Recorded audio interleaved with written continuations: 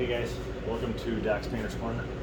Today we're going to show you how to use sponge or a piece of a sponge to create an effect without having to buy a stencil or anything else that's rather expensive, just to do a very simple pattern. Notice the koi pattern is something that's coming around, so I have a couple baits here that we're going to show you how to use a sponge to create the koi effect on this bait. This isn't something we produce for our online store. This is actually a bait that we're doing for a Christmas present for a very good friend, son. So if we mess this up, we're going to ruin Christmas. So let's hope we don't mess this up. So first we're going to start with a fireball orange, because we're obviously starting with our light colors first. I already whited these in. They have a pearl white over the top of it.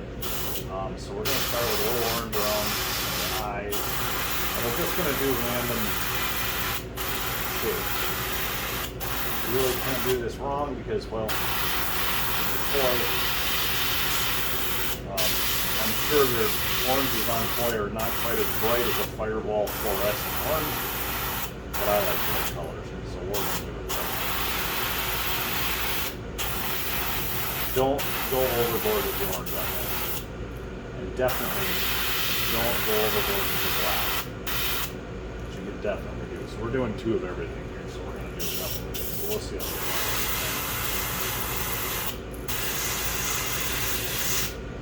You may even touch a little of the black in with the actual airbrush instead of just the stencil. We'll see how it works.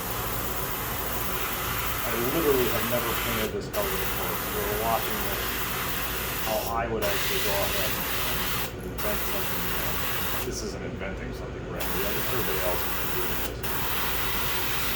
This is how I would attempt to go about it. A color I've never tried before.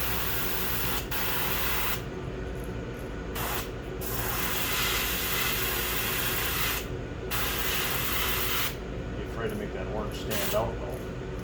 It's definitely going to be the defining part of this bait. So, now that we got these baits got a little bit of orange on them, we're going to darken that in a little bit.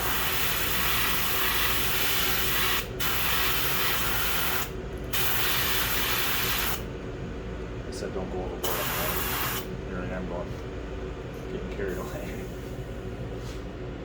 So there, I got a little cup with just some black in it. And I ripped a little piece of that sponge off. And from there, all I'm going to do is just dab ends of that sponge in there. Don't leave a lot of paint on here. Dab it on the side of the cup, on a piece of paper towel, whatever. Just be careful, because here's where you can start all over just based on getting too carried away. But this is going to make patterns that you can't just aren't going to make any sense. It's just going to lay it down as you touch the sponge on there. The only problem with this is duplicating it. If you want to make it the same every time around, I suggest you go to like Insane Custom Stencils and get their koi stencil, because that way you could make the same pattern. If you're doing a lot of these, you could make the same pattern over and over again. If you just want to make a couple and you want them to be original every time, hence custom crankbait paper, I suggest do it like this. Will truly have an original.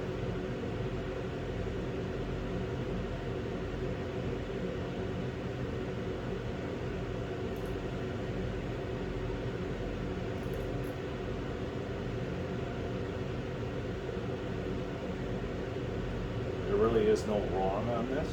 It's just what you think looks good.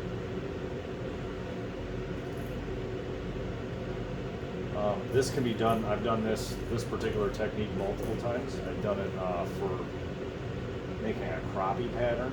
I'm sure you've seen a lot of people do crappie patterns before. It's not brand new to using a sponge like this. I'm sure there's some other patterns that I'm not thinking of right at the moment. They can definitely be done with this same method.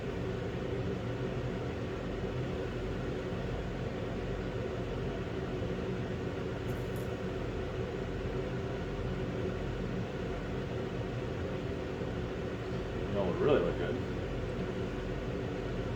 It'd be purple decim. A blotchy look instead of spots. So there you go. You can take my purple decim color, Apollo purple decim color. I modified it to make it look better. give it a blotchy look, and it would be something really original. So there you go. That's how you use a sponge to create a blotchy effect on a bait. I think what I want to do here, though, is, like I said, I want to definitely darken it around the eyes, because it'll make that eyeball stand out that much better.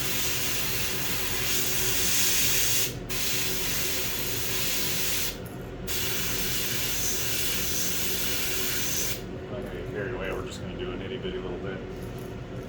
When we pop that big old eyeball in there.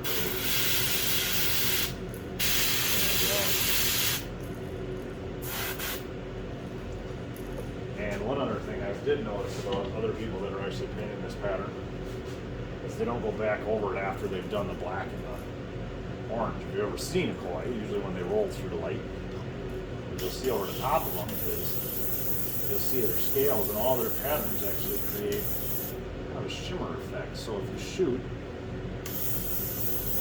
a pearl white back over the top of this, once you clear coat it, and when it rolls in the water, should give it that little bit of a shimmer effect.